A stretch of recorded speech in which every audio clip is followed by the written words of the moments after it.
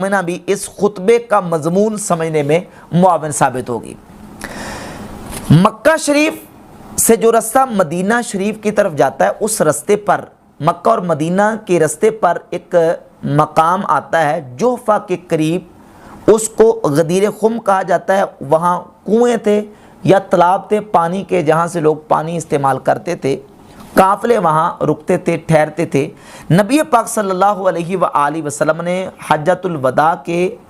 سے فارغ ہونے کے بعد خم کے مقام پر پہنچ کر یہ خطبہ ارشاد فرمایا۔ خم کے مقام پر کتنے لوگ اور کتنے افراد موجود تھے؟ جب اس خطبے کو بیان کرنے کی بات آتی ہے تو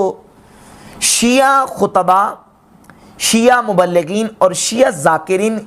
اس انداز سے اپنی طرف سے چیزیں ایڈ کر کے، اپنی طرف سے اضافے کر کے اس کو اپنی طرف سے بڑھا چڑھا کے اس طرح پیش کرتے ہیں اور کہتے ہیں جی 1.25 لاکھ صحابہ کے سامنے اللہ کے نبی علیہ الصلوۃ والسلام نے خطبہ ارشاد فرمایا۔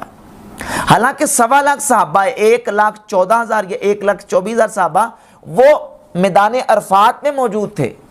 میدان عرفات میں حجۃ الوداع کے موقع پر موجود تھے۔ اس مقام پہ 1.25 لاکھ صحابہ غدیر خم میں موجود نہیں تھے، کیونکہ حجۃ الوداع سے فارغ ہونے کے بعد جو مکہ والے تھے وہ مکہ میں رہ گئے،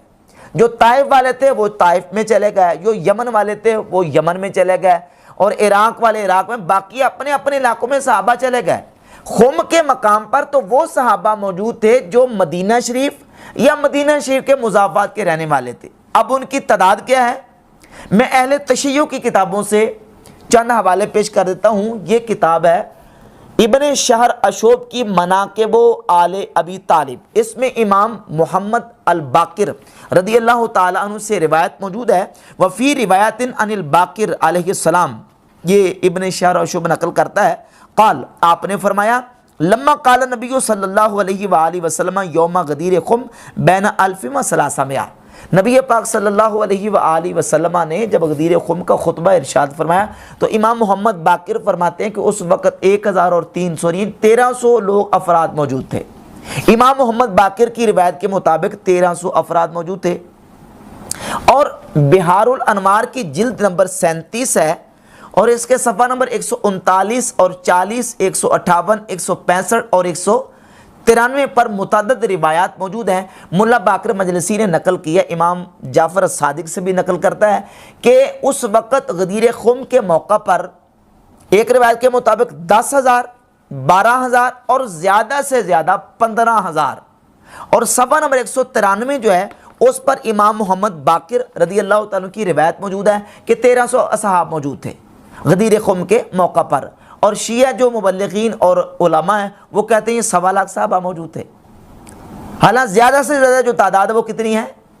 15,000 افراد کی تعداد موجود ہے، اور وہاں نبی پاک صلی اللہ علیہ وآلہ وسلم نے خطبہ ارشاد فرمایا۔ اب یہ خطبہ حضور علیہ الصلوۃ والسلام نے غدیر خم کے موقع پر کیوں ارشاد فرمایا؟ اس خطبے کا یا اس اجتماع کا، وہاں بیٹھ کے خطبہ دینے کا، بیان کرنے کا، مولا علی کی منزلت اور مقام بیان کرنے کی وجہ کیا پیش آئی؟ اس حدیث کا من کنت مولا ہو فعلی مولا ہو کا شان ورود کیا ہے؟ سبب ورود کیا ہے؟ یہ حدیث کیوں، جس طرح قرآن کی آیت کا شان نزول ہوتا ہے تو نبی کریم علیہ الصلوۃ والسلام جو اپنا ارشاد فرماتے ہیں کوئی حکم یا حدیث تو اس کا بھی سبب ورود ہوتا ہے، اس کا شان ورود ہوتا ہے۔ اس حدیث کا شان ورود کیا ہے؟ تو سنی اور شیعہ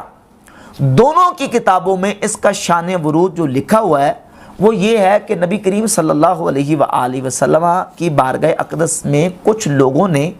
مولا علی رضی اللہ تعالی عنہ کی شکایت کی۔ جب نبی پاک صلی اللہ علیہ وآلہ وسلم کی بارگاہ اقدس میں مولا علی کی لوگوں نے شکایت کی تو نبی پاک صلی اللہ علیہ وآلہ وسلم نے خم کے موقع پر اس جگہ پہ صحابہ کو ٹھہرا کر جمع کر کے سیدنا مولا علی رضی اللہ تعالی عنہ کی قدر و منزلت اور ان کا مقام و مرتبہ بیان فرمایا۔ اس کا حوالہ پہلے اہل سنت کی کتابوں سے، صحیح بخاری میں 4350 نمبر حدیث، اور مسند احمد ابن حنبل میں حضرت ابو سعید خدری رضی اللہ تعالیٰ عنہ سے 11408 نمبر، دلائل النبوہ میں امام بیہقی 2119 نمبر روایت لے کے، اور جامع ترمذی میں 3712 نمبر، شرح اصول اعتقاد اہل سنہ حافظ ہبۃ اللہ اللالکائی کی 2640 نمبر روایت، اور المستدرک علی الصحیحین میں حضرت ابو سعید خدری رضی اللہ تعالیٰ عنہ سے 4712 نمبر حدیث امام حاکم لے کے، حاکم نے بھی صحیح کہا، امام ذہبی نے بھی اس کو صحیح کہا۔ یہ اہل سنن کی کتابوں میں موجود ہے، اور اہل تشیع کی کتابوں میں سے ملا باقر مجلسی کی یہی کتاب بہار الانوار کی جلد نمبر 37 صفحہ نمبر 220 اور 221 پر، اور جلد نمبر 33 کے صفحہ نمبر 218 پر، اور کشف الغمہ فی معرفت الائمہ علامہ اربلی کی کتاب جلد نمبر 1 صفحہ نمبر 288 288 اور 289، ان دونوں صفحات پر اس کا شان ورود کچھ اس طرح موجود ہے۔ اس بات پر سنی شیعہ دونوں متفق ہیں کہ جب نبی کریم صلی اللہ علیہ وآلہ وسلم مدینہ شریف سے مکہ شریف کی طرف حج کے لیے روانہ ہوئے تو آپ صلی اللہ علیہ وآلہ وسلم نے حضرت علی رضی اللہ تعالی عنہ کو یمن کی طرف خمس لینے کے لیے روانہ فرمایا، کیونکہ حضرت خالد بن ولید کی طرف سے حضور علیہ الصلوۃ والسلام کی بارگاہ اقدس میں پیغام آیا تھا کہ یا رسول اللہ، یمن میں جو مال غنیمت حاصل ہوا ہے اس کا خمس آپ کسی کو بھیج کے منگوا لیں۔ تو نبی کریم علیہ الصلوۃ والسلام نے حضرت علی کو یمن کی طرف بھیجا کہ علی یمن جائیں اور جا کے وہاں سے مال غنیمت اور خمس لیں، اور آپ مکہ پہنچے اور وہاں آ کے حج میں ہمارے ساتھ شریک ہو جائیں۔ حضرت علی رضی اللہ تعالیٰ عنہ یمن گئے، اور اسی طریقے سے آپ مال غنیمت اور خمس لے کے مکہ شریف واپس آئے۔ جب یمن گئے نا تو یمن میں سیدنا مولا علی رضی اللہ تعالیٰ عنہ نے خمس وصول کیا۔ خمس وصول کر کے آپ نے اس خمس میں سے جو مال تھا اس میں تصرف فرمایا، اس کو استعمال کیا۔ اب وہاں جو موجود صحابہ تھے ان میں سے حضرت برادہ بن حسیب اسلمی جو تھے، انہیں اس بات پر بڑا رنج ہوا اور وہ بڑے اس پر خفا ہوئے، اور انہوں نے اس پر جو ہے نا وہ حضرت علی رضی اللہ تعالیٰ عنہ پر جو ہے نا وہ ناراض ہوئے کہ آپ نے اس خمس میں سے کیوں استعمال کیا، جبکہ حضرت علی اپنی جگہ پر برحق تھے۔ اصل میں غلط فہمی حضرت برادہ بن حسیب اسلمی کی ہوئی، وہ یہ سمجھے کہ شاید حضرت علی نے اس میں نعوذ باللہ ناجائز تصرف کیا ہے خمس میں سے، جبکہ حضرت علی رضی اللہ تعالیٰ عنہ حق پر تھے، کیونکہ خمس اہل بیت کا حق ہے۔ مولا علی نے اس خمس میں سے ایک لونڈی اپنے لیے رکھ لی تو انہوں نے اپنے حق کو استعمال کیا، جو تصرف کیا وہ خمس میں سے اہل بیت کا حق تھا، انہوں نے اپنے حق کو استعمال کیا۔ تو حضرت برادہ اسلمی نے جب یہ دیکھا تو اس پر وہ ناراض ہوئے، خفا ہوئے، اس پر ناراضگی ہوئی، اور وہ بات رسول خدا صلی اللہ علیہ وآلہ وسلم کی بارگاہ اقدس میں آ کے انہوں نے حضرت برادہ بن حسیب اسلمی نے آ کے بیان کی۔ یہ اس بات کو شیعہ عالم اربلی نے اپنی کتاب کشف الغمہ کی پہلی جلد صفحہ نمبر 288 اور اگلے صفحے پر اس کو بیان کیا ہے کہ برادہ اسلمی کہتے ہیں غزوت مع علی الی الیمن فرأیت منہ جفوۃ، میں حضرت علی کے ساتھ یمن گیا تو میں نے ان سے کچھ تنگی محسوس کی۔ فقدمت علی رسول اللہ صلی اللہ علیہ وسلم فذکرت علیٰ فتنقصتہ، میں نبی کریم علیہ الصلوۃ والسلام کی بارگاہ میں واپس آیا اور حضور سے آ کے حضرت علی کی شکایت کی۔